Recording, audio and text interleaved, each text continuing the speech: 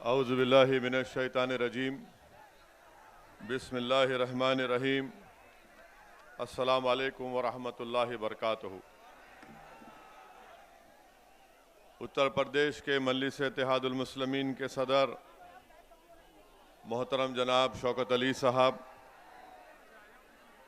फ़िरोज़ाबाद के ज़िला सदर मोहतरम जनाब मेराज फिरदौसी साहब, फ़िरोज़ाबाद के इंचार्ज मेरे छोटे भाई जनाब एहतशाम अली बाबर साहब, शहर सदर इसरार साहब, जनरल सेक्रेटरी शहजाद साहब, शादानी साहब, मेहरान साहब, मोहतरम जनाब आसिफ इकबाल साहब, हमारे जनाब सद्दाम हुसैन साहब, आफ्ताब अंजुम साहब, एडवोकेट सग़ीर आलम साहब, डॉक्टर महताब चौहान साहब, फरहान ज़ुबैरी साहब, नेमान नदवी साहब, इमरान बॉबी साहब, हमारे छोटे भाई पवन राव अम्बेडकर साहब, नौफल रोमानी साहब,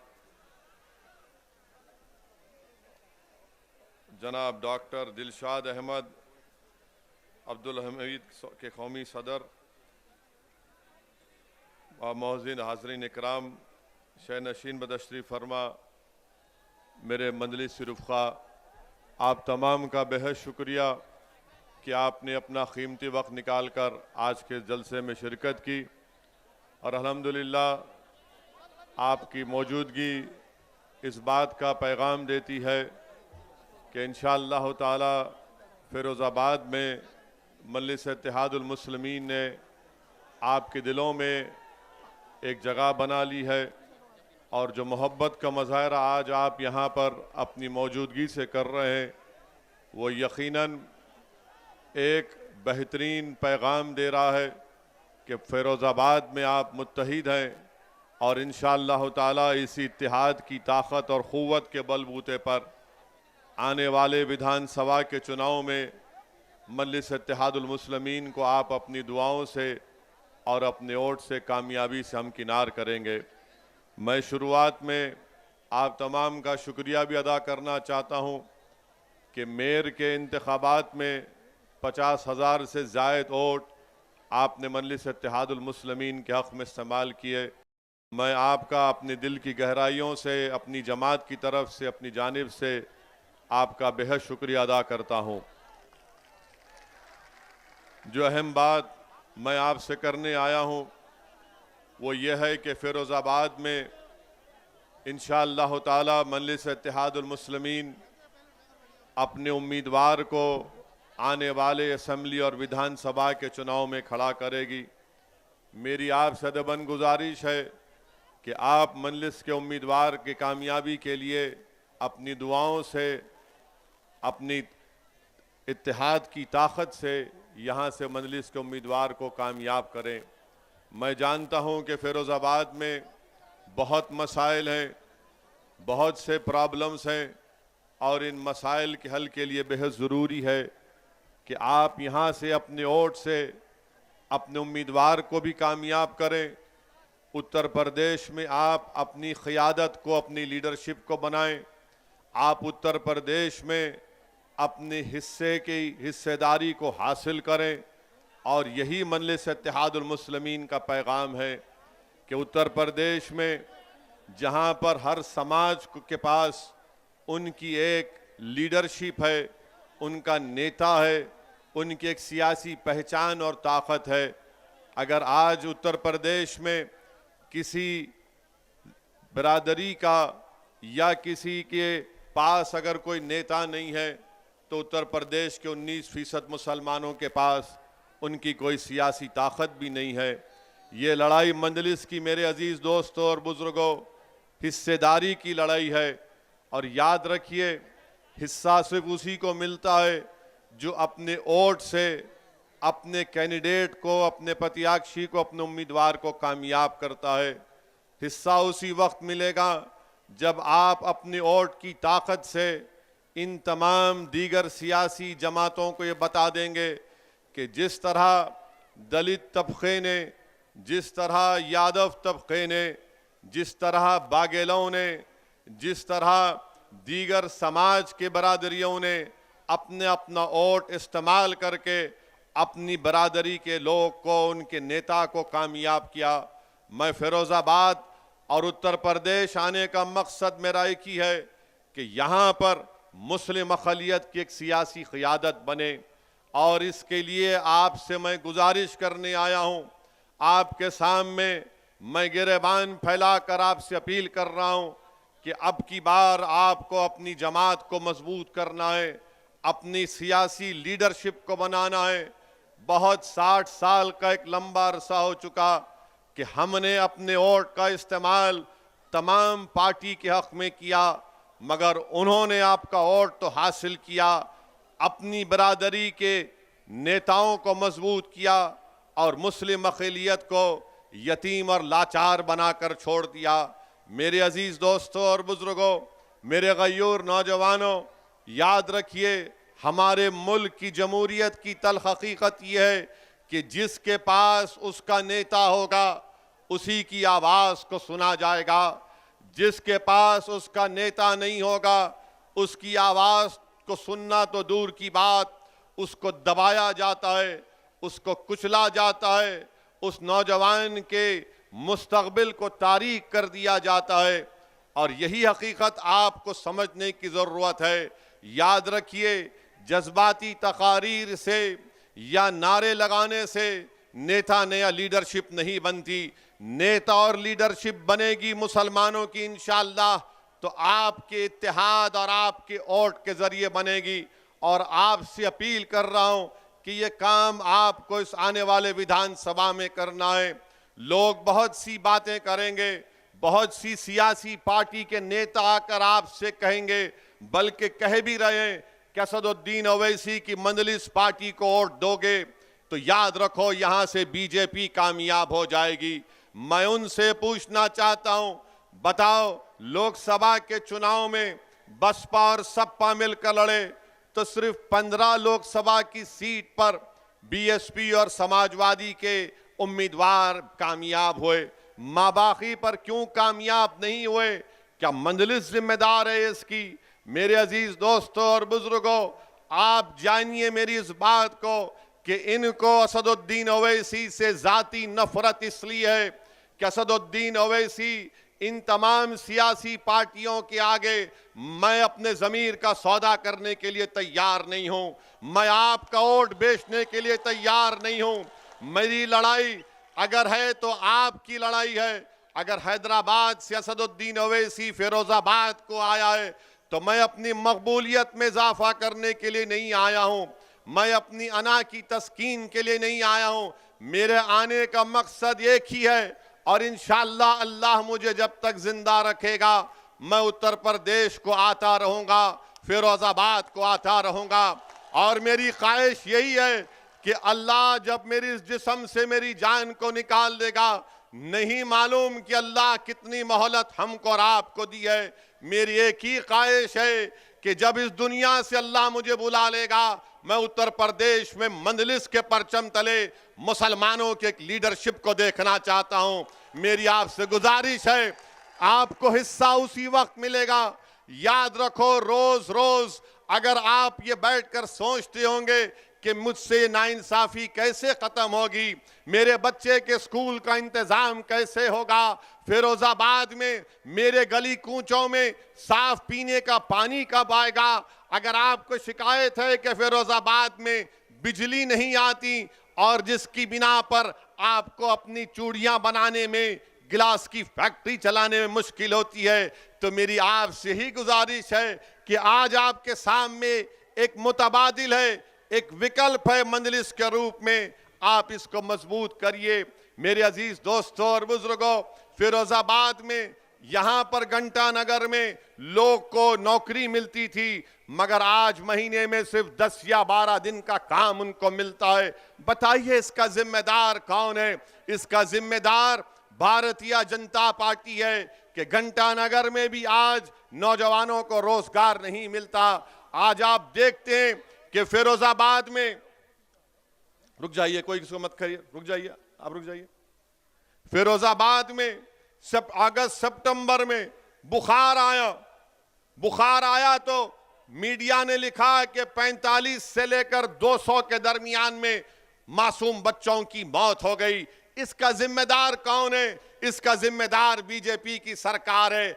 आप बताइए कि टाइफाइड हो जाता है, मलेरिया हो जाता है, क्या क्या हो जाता है।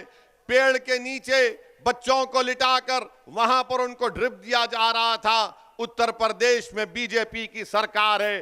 अब आप जाकर अगर बाबा से कहेंगे, मुख्यमंत्री से, कि अगस्त सितंबर में 45 और 200 के दरमियान में बच्चों की मौत हुई, तो बाबा बोलेंगे नाम फिरोजाबाद है इसलिए बुखार आ गया। बाबा के दिमाग पर यह नाम को हटाने का बुखार है। मुख्यमंत्री के दिमाग में यह नहीं आता कि बच्चे क्यों मर रहे हैं। बच्चे इसलिए मर रहे हैं क्योंकि बीजेपी की सरकार ने फिरोजाबाद में सिर्फ 17 पब्लिक हेल्थ सेंटर्स कायम किए। डॉक्टर का इंतजाम नहीं है, दवाएं नहीं है, कुछ नहीं है, मगर बाबा कहेंगे कि नाम बदल दो फिरोजाबाद का, बुखार नहीं आएगा, बच्चे नहीं मरेंगे। नाम बदलने से कुछ नहीं होता, काम करना पड़ेगा। मगर जहां कहीं भी नाम फिरोजाबाद होगा, नाम बदल दो, नहीं सुने ठोक दो, नहीं सुने जेल में डाल दो। ये इनकी पॉलिसी रही है। बीजेपी की सरकार पिछले 5 साल में उत्तर प्रदेश में कोई काम नहीं किया, कोई काम नहीं किया। मेरे अजीज दोस्तों और बुजुर्गों, नरेंद्र मोदी की दिल्ली में नीति आयोग ये कहती है कि फिरोजाबाद में 32% गरीब लोग रहते हैं। 32% गरीब लोग फिरोजाबाद में रहते हैं। बताओ आपने क्या किया? आप कहते हैं कि हमने नौकरियां दी। झूठ कहती है बीजेपी की सरकार, योगी की सरकार झूठ कहती है। डेटा बताता है कि 20 और 24 साल के बच्चों में बेरोजगारी में डबल इजाफा हो चुका है। 26 और 29 साल के नौजवान बच्चों में बेरोजगारी का इजाफा हो चुका है। नरेंद्र मोदी के पास इसका कोई जवाब नहीं है। नरेंद्र मोदी सिर्फ एक दिन में 4-4, 5-5 मर्तबा अपने कपड़े पहनकर फोटो खिंचवाते हैं और समझते हैं कि पूरा मसला हल हो चुका है, पूरा मसला हल हो चुका है। आप बताइए, कीमतों में इजाफा हुआ नहीं हुआ? क्या जो कीमतों में इजाफा हुआ आपको उससे तकलीफ नहीं हो रही है? आप चूड़ियों का, ग्लास का काम करते, अब गैस पर काम हो रहा है। गैस की कीमतें बढ़ी नहीं बढ़ी? क्या एलपीजी गैस के सिलेंडर की कीमतें बढ़ी नहीं बढ़ी? अब ये सब हम बताएंगे तो बाबा बोलेंगे नहीं, ओवैसी भड़काऊ भाषण दे रहा है। यानी गैस का सिलेंडर 1400-1500 रुपए 14 किलो का, इसकी बात नहीं करेंगे। कितनों को नौकरियां दी बताओ तुमने फिरोजाबाद में? कितनों को नौकरी मिली? हाथ उठाओ। अब जब हम ये सवालात करते हैं तो योगी और मोदी बोलते हैं कि ये भड़काऊ भाषण देता है। गिलास के लिए क्या किया आपने? आप चूड़ियां बनाते हैं, लोग सारी दुनिया में फिरोजाबाद की बनाई हुई चूड़ियां पहनते हैं। शादी होती है तो फिरोजाबाद की चूड़ियां दुल्हन पहनकर अपने घर से निकलती है। मगर इसी फिरोजाबाद में चूड़ी बनाने वालों के घरों को राख का खंडेर बनाकर रख दिया गया, उनकी सेहतों को बर्बाद करके रख दिया गया। जो दूसरों के घरों में खुशी ला रहे हैं, उनका घर आज गम में डूबा हुआ है, क्योंकि उनको बीमारियां उनका मुकद्दर बन चुकी हैं। मेरे अजीज दोस्तों और बुजुर्गों, इन्हीं बातों को समझाने के लिए मैं आपके दरमियान में आया हूं और आपसे अपील करने आया हूं कि आप मुत्तहिदा अपने वोट का इस्तेमाल करिए। और हां, मैं आपको यह भी बताने आया हूं कि मैं एक मुसलमान हूं, मैं एक मुसलमान हूं अल्हम्दुलिल्लाह। और मेरा अकीदा यह है कि अल्लाह मुसलमानों का भी खुदा है, अल्लाह हिंदुओं का भी खुदा है। जो मुसलमान नहीं, अल्लाह सब इंसानियत का खुदा है। अल्लाह रब्बुल आलमीन है, रब्बुल मुस्लिमीन नहीं है। मानते हैं ना इस बात को? आप मानते हैं ना? और मेरा मानना यह है कि अल्लाह इंसाफ करने वाला है, अल्लाह ही इंसाफ करने वाला है ना। हमारा मानना यह कि अल्लाह सुब्हानहू तआला इंसाफ करेगा। अल्लाह सुब्हानहू तआला दुनिया में भी इंसाफ करेंगे और अल्लाह जब हशर का मैदान खड़ा होगा तो अगर कोई राय बराबर नेकी करेगा तो अल्लाह उसका सिला देगा, कोई राय बराबर गुनाह करेगा तो उसका अल्लाह के पास उसको जवाब देना है। ये मेरा अकीदा है। अब आप बोलेंगे संविधान में ये कहां से है? बीजेपी के लोग बोलते संविधान में कहां से आया? संविधान में जिसको बाबा साहिब अंबेडकर ने बनाया उसका प्रियम्बल में लिखा हुआ है liberty of thought and religion, यानी आजादगी, मुझे अपने मजहब पर उसकी अकीदे पर चलने का इख्तियार दिया गया है। तो जब हम ये बात करते हैं तो बोलते हैं देखो ओवैसी भड़काऊ भाषण दिया। मैं नरेंद्र मोदी से पूछना चाहता हूं, आप देश के प्रधानमंत्री हैं, अरे कानपुर की 45 मिनट की मेरी तकरीर आपको सिर्फ 45 सेकंड दिखे उसमें, और वो भी झूठ। मोदी और योगी को असदुद्दीन ओवैसी को दिखाना पड़ रहा है झूठ के लिए। अरे सच्चाई का नाम असदुद्दीन ओवैसी है, याद रखो, मोदी और योगी। और हम क्या बोले उसमें, क्या बोले उसमें? पहले तो चोरी से झूठा वीडियो डाले, जब उसके बाद हमने पूरा वीडियो डाला तो पूरे गैब सन्नाटा। हम बोले चलाओ बताओ इसमें हमने क्या किया। हमारा अकीदा ये, मेरा फेथ ये है कि हमने कुरान करीम में पढ़ा, हमने बुजुर्गों और नेक बंदों के पैरों के पास उलमाओं की सोबत में बैठकर सुना। क्या सुना हमने? कि फिरौन था ना फिरौन, फिरौन हार गया ना मूसा के सामने, हारा ना फिरौन। तो हम क्या बोलते कि फिरौन की हार हक की जीत है ना? फिरौन की हार हक की जीत है। नमरूद हजरत इब्राहिम के आगे खत्म हो गया, तो हम क्या बोलते? सच्चाई की कामयाबी है, नहीं है। हम नहीं कहते कि नमरूद की नाकामी सच्चाई की कामयाबी है। क्या हम ये नहीं बोलते कि करबला में इमाम हुसैन ने अपनी गर्दन कटाई मगर यजीद हार गया? क्या हम नहीं कहते ये बात को? अब जब मेरा अकीदा ये है, आपके पेट में दर्द क्यों हो रहा है?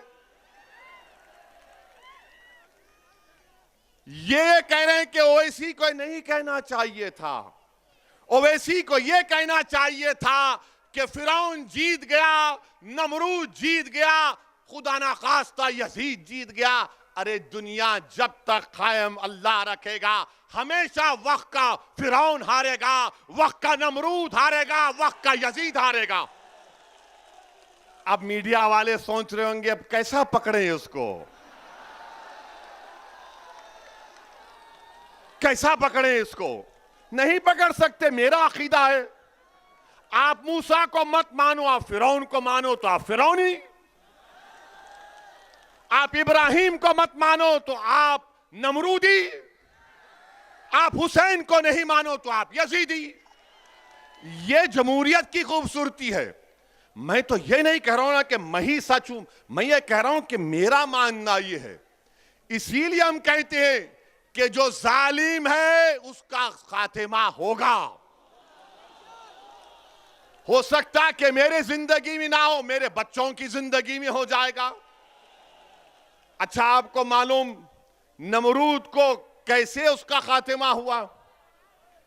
नमरूद का खातिमा कैसे हुआ मालूम आपको? नमरूद का खातिमा ऐसे हुआ कि अल्लाह ने उसके दिमाग में एक लंगड़े मच्छर को डाल दिया था। लंगड़ा मच्छर नमरूद की दिमाग में चला गया। अब उस नमरूद के पास वक्त का बादशाह था। उसके पास जो कोई मिलने आता तो उससे कहा जाता बादशाह सलामत से मिलने से पहले उसके सर पर एक थप्पड़ मारना पड़ेगा तुमको, क्योंकि उसका मच्छर जो दिमाग में अल्लाह ने डाल दिया था उससे उसको राहत मिलती थी। ये हमारा अकीदा है। आप ये कह रहे हैं ये क्यों बोले? ये नहीं बोलना चाहिए। अरे तुम होते कौन हो? क्या मैं तुम्हारी जबान में बोलूं? क्या तुम्हारी जबान मेरे मुंह में है? क्या तुम्हारी सोच मेरी दिमाग में? नहीं। हमारे मुंह में हमारी जबान है, तुम्हारी जबान नहीं है। हमारे मुंह से जो बात निकलेगी वही सदाकत है, वही सदाकत है। अरे इख्तिदार पर बैठकर बड़ी बड़ी बातें करते हैं कि असदुद्दीन ओवैसी को ये नहीं बोलना चाहिए था, वो नहीं बोलना चाहिए था। अरे मैं क्या तुमसे पूछ रहा हूं? मैं बोलूंगा अपनी बात को, आपको पसंद नहीं है कान में रुई लगाकर बैठ जाओ। मगर सच्चाई यही है, सच्चाई को बयान करना जरूरी है। और अब तो हद ये हो गई कि हम अपने मरने वालों का भी जिक्र नहीं करेंगे, हम अपने मरने वालों का भी जिक्र नहीं करेंगे, हम जुल्म का जिक्र नहीं करेंगे, हम मजलूम का जिक्र नहीं करेंगे, हम मरने वालों का जिक्र नहीं करेंगे, जिंदों को दबाया जा रहा है उनके दबाने का जिक्र नहीं करेंगे। बीजेपी और ये तमाम सेकुलर जहन रखने वाली पार्टियां ये चाहती हैं कि असदुद्दीन ओवैसी जालिम का साथ दें। याद रखो, अल्लाह जब तक जिंदा रखेगा असदुद्दीन ओवैसी और मजलिस का एक एक रुकन जालिम का नहीं मजलूम का साथ देंगे। जब तक अल्लाह हमको जिंदा रखेगा हम कातिल का नहीं मकतूल के इंसाफ के लिए लड़ते रहेंगे। हम कातिलों का साथ नहीं देंगे, मकतूलों का साथ देंगे। हम ताकतवरों का साथ नहीं कमजोरों का साथ देंगे। और हमारी आंखों में जो सबसे कमजोर है वो हमारी नाकों में सबसे ताकतवर है। अगर जुल्म मुसलमान किसी हिंदू पर करेगा हम उस हिंदू का साथ देंगे, मजहब को बीच में आने नहीं देंगे, जुल्म को देखेंगे, जालिम को पहचानेंगे।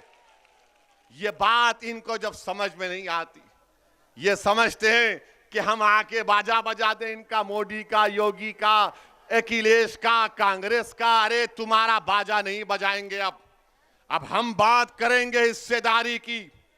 कानपुर की तकरीर पर बड़ा उछाला, क्या किया, क्या कहा मैंने? एक 80 साल के बूढ़े को उसकी दाढ़ी को लोचा गया और उसके जिस्म पर पेशाब कर दिया गया। मैं ना जिक्र करूं इसका, नहीं बोलूं इसकी बात? बोलो, आप फैसला करो। मैं वोट हासिल करने के लिए नहीं कह रहा हूं। 80 साल का बूढ़ा अगर हिंदू भी होता तो वैसे ही लड़ता, उसके लिए लड़ता रहेगा। मगर आप बात ही नहीं करते, आप बोलते ही नहीं। अब तो ऐसा बना दिया जा रहा है कि हम अपने जुल्म का, अपने कमजोरों का भी जिक्र ना करें। मेरे अजीज दोस्तों और बुजुर्गों, यहां पर मैं आप तमाम के दरमियान में खड़े होकर अल्लाह से दुआ करता हूं।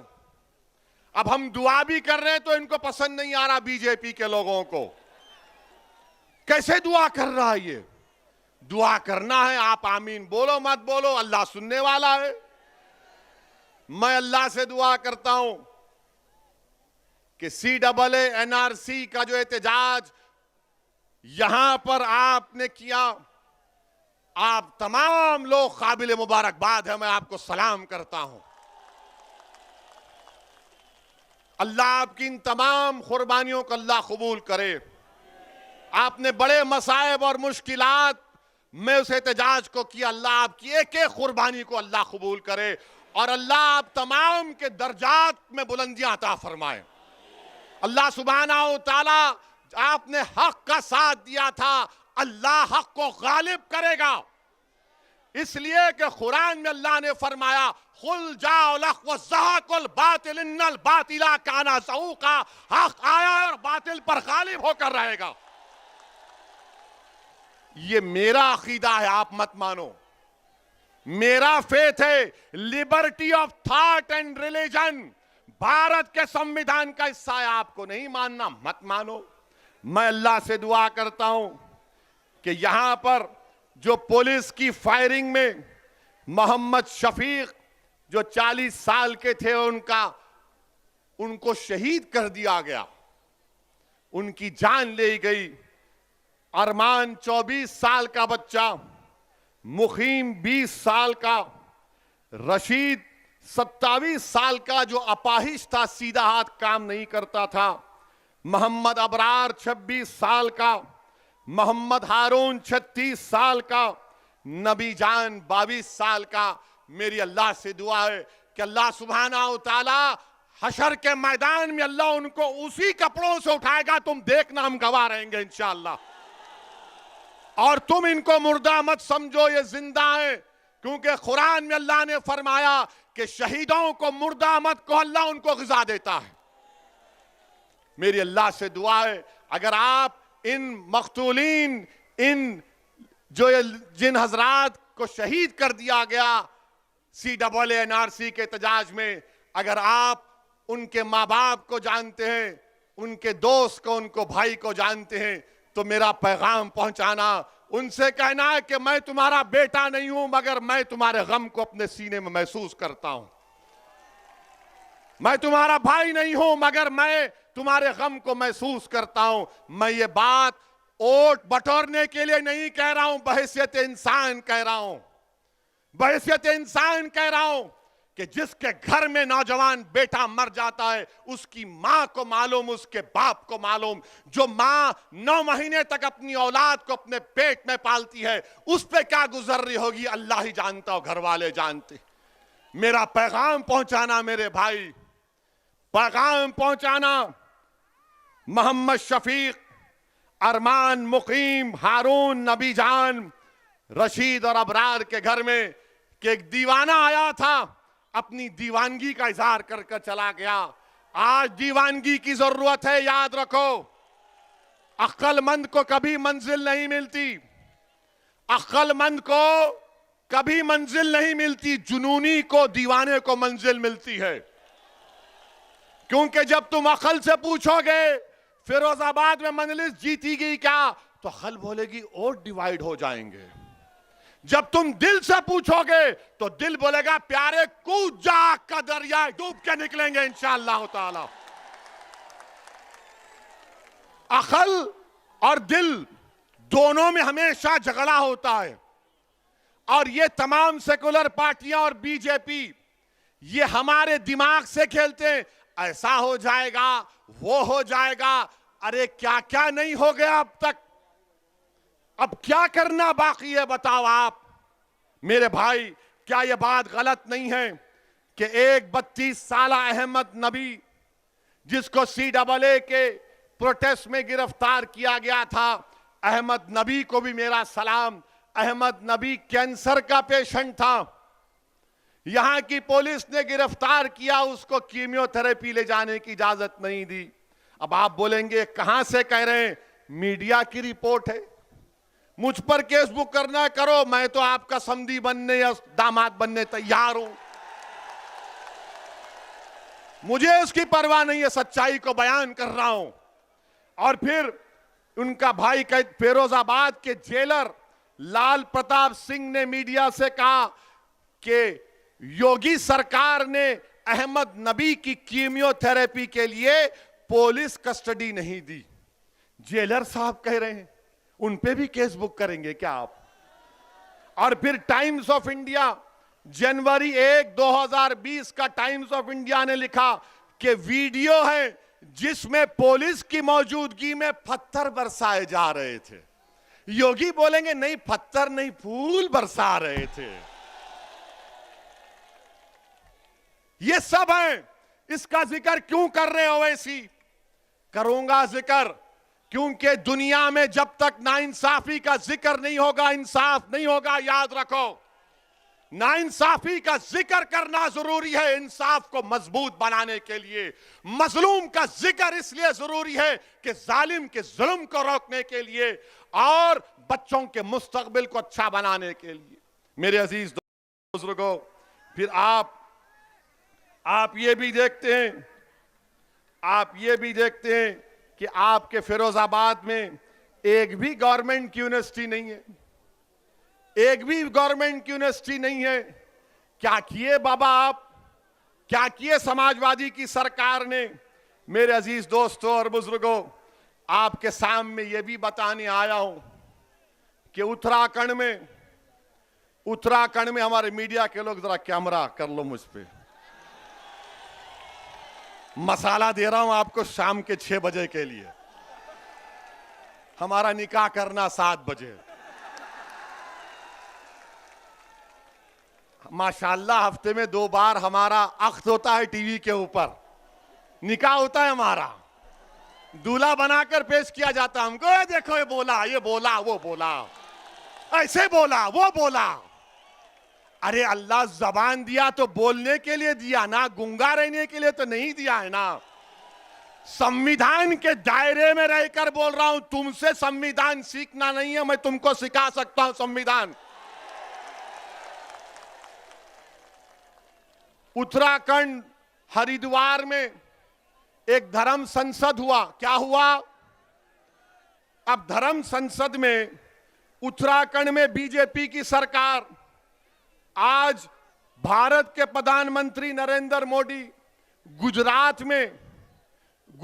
में ईसाइयों के चर्च के में जाकर कहा कि भारत की अखंडता को बरकरार रखना है, भारत की यूनिटी को बरकरार रखना है। देश के प्रधानमंत्री ने कहा बड़ी अच्छी बात है, बड़ी अच्छी बात है। मगर हम देश के प्रधानमंत्री से पूछना चाह रहे हैं कि उत्तराखंड में आपकी सरकार है और उस सरकार में वहां पर एक धर्म संसद हुआ जिसमें उसका नाम क्या रखा गया? इस्लामिक भारत में सनातन का भविष्य, यह हुआ है। अच्छा, उसमें क्या कहा गया? उसमें चलिए मैं लफ्ज मुसलमान नहीं बोलूंगा क्योंकि योगी और मोदी और उनके चमचों को बड़ी आपत्ति होगी। मैं ये कहूंगा कि उन्होंने असदुद्दीन ओवैसी के बारे में ये कहा, एक महाशय ने कहा कि काश मैं एमपी होता तो मनमोहन सिंह को गोलियां मार देता। देश का मनमोहन सिंह 10 साल का प्रधानमंत्री, अगर मैं पार्लियामेंट में होता तो एक महाशय बोले, उनका नाम नहीं बोलना चाह रहा हूं मैं, ना छोड़िए, नाम तो सिर्फ अल्लाह का रहेगा, याद रखो, नाम तो सिर्फ अल्लाह का रहेगा और किसी का नाम नहीं रहेगा इंशाअल्लाह ताला। अब उस पे भी इनको तकलीफ हो जाएगी। तो एक महाशय ने कहा कि अगर मैं पार्लियामेंट में होता तो नाथूराम गोडसे की तरह 6 गोलियां भारत के एक्स प्राइम मिनिस्टर को गोली मार देता। अब आप सोचिए थोड़ी देर के लिए, जो मोदी के भक्त हैं उनसे भी कह रहा हूं, अगर कोई फेसबुक पर योगी और मोदी के बारे में कुछ अनाप शनाप लिख दे तो 4 घंटे के अंदर हजरत पुलिस उसके घर को पहुंच जाती, चल हमारे साथ। खाली फेसबुक पर देश के एक प्रधानमंत्री के ओहदे पर रहने वाले मनमोहन सिंह से कहा जा रहा है कि अगर हम होते तो तुझे 6 गोलियां मार देते। आपको मालूम, लंबा अरसा हो चुका ये होकर, 4-5 दिन हो चुके, एक भी गिरफ्तारी नहीं हुई, एक भी गिरफ्तारी नहीं हुई है। अरे मनमोहन सिंह की तो इज्जत नहीं करते तो देश के प्रधानमंत्री के ओहदे की इज्जत करो। आज मोदी प्रधानमंत्री हैं, कल कोई और होगा इंशाअल्लाह, मगर उस ओहदे की तो अजमत, उसका इकबाल रहना चाहिए ना। कोई कैसे खड़े होकर कह सकता है, कोई कैसे खड़े होकर कह सकता है कि मैं पार्लियामेंट में होता तो 6 गोलियां मार देता? मगर कोई एक्शन उत्तराखंड की बीजेपी की सरकार ने नहीं लिया। एक और महाशय थे, उन्होंने क्या कहा? उत्तराखंड के ईसाइयों को कहा क्रिसमस नहीं मनाना, क्रिसमस मनाओगे तो फिर तुम्हारी खैर नहीं है। अच्छा, एक और महाशय ने कह दिया कि मैं भगवा संविधान दे रहा हूं। अब हम पूछना चाहते हैं मोदी जी से, क्या आप ये भगवा संविधान को लेकर आएंगे या अंबेडकर के बनाए हुए संविधान को बरकरार रखेंगे? संविधान की धज्जियां उड़ाई जा रही हैं। बीजेपी, नरेंद्र मोदी सन्नाटे में हैं। और फिर एक और मैडम ने कहा, वन मैडम हैज सेड, क्या कहा मैडम ने? मुझे 100 सिपाही चाहिए जो 20 लाख ओवैसी की तरह लोगों को मार दे। भाषण में कहा, कमरे में नहीं, भाषण में कहा, और कहा कि भारत का संविधान गलत है और भारत के लोगों को नाथूराम गोडसे की पूजा करनी चाहिए। क्या करनी चाहिए? पूजा करनी चाहिए। वो गांधी का कातिल हरामी गोडसे की पूजा करेंगे। इस आजाद हिंदुस्तान का अगर सबसे पहला टेररिस्ट कोई था, नाथूराम गोडसे था। और मैडम बोल रही हैं उसकी पूजा करनी चाहिए। अच्छा, एक और महाशय बोले, क्या बोले कि आप वो अपील कर रहे हैं, अपने हिंदू भाइयों से कह रहे हैं, मुझे यकीन है कि हिंदू भाई उसका नहीं मानेंगे, कह रहे हैं कि हथियार उठा लो ताकि 2029 में कोई मुसलमान प्रधानमंत्री ना बन जाए। और फिर वही एक और साहब कह रहे हैं कि जिस तरह म्यांमार में रोहिंग्या मुसलमानों को उनके मुल्क से निकाल दिया गया, उसी तरह मुसलमानों से उस तरह का हशर करना चाहिए। कोई मुकदमा नहीं, कोई गिरफ्तारी नहीं। और फिर एक और महाशय ये कह रहे हैं कि शस्त्र रखो, तलवार रखो, और जंग तलवार के जोर पर जीती जाएगी। और फिर एक और महाशय ने कहा कि मुसलमानों के गांवों को खाली कर दो। और एक और महाशय ने कहा कि जब तुम हमारी इस धर्म संसद से जाओगे तो ये इरादा करके जाओ कि किसी को नहीं छोड़ा जाएगा, रोहिंग्या मुसलमानों की तरह भारत के मुसलमानों का हशर कर दिया जाएगा। मैं नरेंद्र मोदी से एक सवाल कर रहा हूं, आपने गुजरात में आज कहा कि देश की यूनिटी को, अखंडता को बरकरार रखना चाहिए। बताओ, देश के प्रधानमंत्री, आप मेरे भी प्रधानमंत्री हैं, आप देश के प्रधानमंत्री हैं, आपने भारत के संविधान पर हल्फ लेकर भारत के तमाम नागरिकों की हिफाजत का जिम्मा आपने लिया है। बताओ क्या आप इनकी बातों से मुत्तफिक हैं? अगर नहीं है तो फिर ये खुले क्यों घूम रहे हैं? और बाबा ये बताओ, ठोक दो, क्या करोगे तुम अब? ये धर्म संसद में इस तरह की बकवास कही गई और वहां के डीजीपी साहब कहते हैं अनलॉफुल एक्टिविटीज प्रिवेंशन एक्ट नहीं लगेगा। डीजीपी साहब, हमको भी थोड़ा कानून आता है, आपकी तरह नहीं आता होगा, मगर भारत का कानून यह है कि जब भारत की आर्मी से कह रहे हैं लोग मुसलमानों को मार दो, तो क्या आप 121A का दफा नहीं लगा सकते? क्यों नहीं लगाया आपने, मेरा एक सवाल। और फिर आप 124A लग सकता है, धमकी 503 लग सकता है, आर्म्स एक्ट लग सकता है, और फिर आप सेक्शन 108 अबेटमेंट लग सकता है। और अगर यूएपीए नहीं लग सकता तो झूठ, यूएपीए में आप इन तमाम ऑर्गेनाइजेशन को बैन करो इनको, जो मनमोहन सिंह को मारने की धमकी दे रहे हैं, जो मुसलमानों को, भारत के मुसलमानों को, रोहिंग्या मुसलमानों का हाल करना चाहते। कुछ एक्शन बीजेपी नहीं लेगी। मेरे अजीज दोस्तों और बुजुर्गों, ये इस तरह की बातें ये लोग कर रहे हैं और बीजेपी के लोग ओवैसी की 45 सेकंड की तकरीर पे पेट में दर्द हो जाता है। आप सोचिए, नहीं ये जज्बात में लाने के लिए नहीं कह रहा हूं, याद रखिए, ये अंग्रेजी में बोलते ना, नहीं ये फ्रिंज है, ये फ्रिंज नहीं, ये मेन एलिमेंट है। जो बीजेपी इनकी सरपरस्ती कर रही है, बीजेपी इनकी तायीद कर रही है, संघ परिवार इनकी सरपरस्ती कर रही है, और इस तरह के बुरे ख्यालात इनके हैं।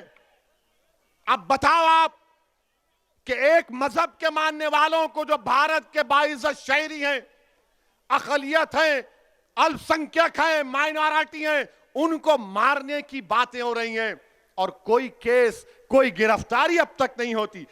अच्छा, अब सवाल यह पैदा होता है कि क्या अखिलेश यादव की पार्टी ने इनके खिलाफ कंप्लेन की?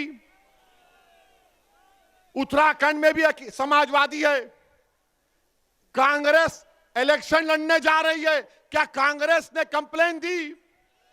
किसने दी? मजलिस इत्तेहादुल मुस्लिमीन के डॉक्टर नैयर काज़मी ने जाकर कंप्लेंट दी। क्यों कंप्लेंट नहीं दी समाजवादी और कांग्रेस ने? तो बोलेंगे वो वोट नहीं मिलेगा हमको, वो वोट नहीं मिलेगा हमको। अरे तुम वोट की क्यों बात कर रहे? देश को बचाओ। जब देश बचेगा तो जमहूरियत रहेगी। ये देश में अनार्की पैदा करना चाह रहे हैं, मगर समाजवादी कुछ नहीं बोलेगी, कांग्रेस कुछ नहीं बोलेगी। और क्या बोलेगी? ये ओवैसी का भड़काऊ भाषण होता है, ये भड़काऊ भाषण देता है। मैं एक एक लफ्ज को सच्चाई के साथ बयान कर रहा हूं, एक एक लफ्ज को सच्चाई के साथ आपके सामने बयान किया हूं। और जब मैं ये कहता हूं कि याद रखो ये अंधेरी रात लंबी रहने वाली है, ये अंधेरी रात लंबी रहने वाली है, मैं आपसे अपील कर रहा हूं कि मुत्तहिद हो जाओ। अपनी इत्तेहाद की ताकत पर तुम शमा जलाओ, तुम रोशनी फैलाओ। ये अंधेरा छट जाएगा तुम्हारी इत्तेहाद की ताकत पर। मजलिस के मुखालिफिन मुझे फोन करके धमकी देते हैं कि ओवैसी तू उत्तर प्रदेश में तुझे खाक में मिला देंगे, ओवैसी तुझे उत्तर प्रदेश में जला देंगे। तो सुनो, मैं तुमसे कह रहा हूं, तुम मुझे जलाओगे भी, तुम मुझे खाक में डालोगे, मेरा जलना कई घरों को रोशन कर देगा इंशाअल्लाह ताला। मैं रोशन करना चाहता हूं। मुझे जाना है इस दुनिया से एक दिन। मुझे डर इस बात का है मैं गुनाहगार हूं, सियाकार हूं, और अल्लाह जानता है ओवैसी क्या है। मुझे डर सिर्फ इस बात का होता है कि अल्लाह के सामने जब हम सब खड़े होंगे, ओवैसी क्या जवाब देगा। हशर का मैदान होगा, शाफ़े रोज़े जज़ा मोहम्मद मुस्तफ़ा सल्लल्लाहु अलैहि वसल्लम भी होंगे, क्या सहाबाए किराम होंगे, सैयदुल शुहदा अमीर हमजा होंगे, फारूक आजम होंगे, सिद्दीक अकबर होंगे, उस्मान जुल्नूरैन होंगे, शेर खुदा अली होंगे, हसन और हुसैन होंगे, हमारी अज़वाज मुतहरात सल्लल्लाहु अलैहि वसल्लम होंगी, गरीब नवाज होंगे, सब होंगे। तो हम क्या नजर मिलाऊंगा मैं? यही चीज डराती है मुझे, इसीलिए छोटी सी कोशिश कर रहा हूं। मुझे मालूम कि मैं अददी एतबार से, दौलत के एतबार से इन ताकतों से मुकाबला कोई बोलेगा नहीं कर सकते। मेरे पास एक ही ताकत है, वो अल्लाह की जात पर तवक्कल करके हम मुकाबला करते। मुझे आप पे ऊपर एतमाद है, मुझे आपकी मोहब्बतों पर एतमाद है, मुझे आपकी सोच पर एतमाद है, और आप में अब जो जो तब्दीली पैदा हो रही है, मुझे उस पर पूरा यकीन है कि लड़ाई हिस्सेदारी की लड़ाई होगी इंशाअल्लाह ताला। आपने नहीं देखा कि परसों अलीगढ़ में क्या हुआ? अलीगढ़ में समाजवादी का जलसा हुआ, समाजवादी का जलसा हुआ। जयंत चौधरी साहब खड़े हैं, अलीगढ़ का 10 साल का एमएलए, उसका नाम क्या है? जमीरुद्दीन, जमीरुल्लाह। अब हाथ पकड़ो, हाथ पकड़ो। अब ऐसा हम कर रहे हैं। अब बाबर आ गया ऐसा, तो मैं ढकलूं बाबर को ऐसा? बोलो आप। तो मैं होता बाबा, आजा बाबर तू भी। मगर जयंत ने क्या किया? जमीरुल्लाह को बोला पीछे हट। 10 साल का एमएलए, यह तौहीन मुसलमानों की। मुझे शिकायत जयंत चौधरी से नहीं है, मुझे शिकायत तुमसे है। तुम गए क्यों? ये तुम्हारा मंच है, तुम यहां पर आओ, मैं कंधे में बिठाने तैयार हूं तुमको। आओ जमीरुल्लाह, यहां बैठो। तुम नेता बन जाओ, मेरी लाश पर बनो, मेरी खबर बना दो, मगर तुम नेता बन जाओ एक बार। मुझे शिकायत इनसे नहीं है, शिकायत अपनों से है। तुम कब तक दरी बिछाओगे? मुसलमान उत्तर प्रदेश के कब तक दरी बिछाएंगे? अब तुम दरी नहीं बिछाना, तुम मंच पर आकर बैठोगे इंशाअल्लाह। तुम हिस्सेदारी की लड़ाई लड़ोगे मुसलमानों उत्तर प्रदेश के। और याद रखो, अरे जिंदा है, जिंदा ही रहेंगे इंशाअल्लाह ताला। सुबह क़यामत तक जिंदा रहेंगे। रसूलुल्लाह सल्लल्लाहु अलैहि वसल्लम की उम्मत जिंदा रहेगी। हमेशा जिंदा रहेगी। जब तक जिंदा रहेंगे कायनात में सूरज निकलता रहेगा। हम जिंदगी और जिंदा रहने के लिए आए, मगर जिंदगी के मजाहरे भी करना है। सिर्फ नारे मारकर बैठना नहीं है। अब आप मजलिस के हक में वोट का इस्तेमाल करेंगे नहीं करेंगे? कितने करेंगे? हाथ उठाइए। उधर यहां पर हाथ उठाइए। ये मीडिया वालों कैमरा दिखाओ, दिखाओ, बताओ उन लोगों को कि हाथ उठ चुके हैं। इनकलाब आएगा उत्तर प्रदेश में इंशाअल्लाह ताला। तो लगाओ मेरे साथ नारा, नारे तकबीर, नारे तकबीर, नारे तकबीर। अस्सलाम वालेकुम व रहमतुल्लाहि व बरकातुहू।